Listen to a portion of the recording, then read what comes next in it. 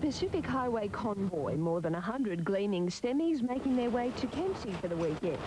With so many hours spent on board, to many truckies their second home, albeit an expensive one, some worth more than $250,000.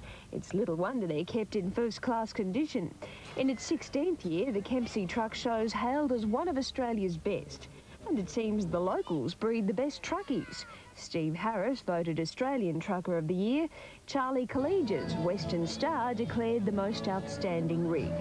And just to show not all truckies are highway cowboys, the event's a major fundraiser for charity, contributing thousands of dollars to community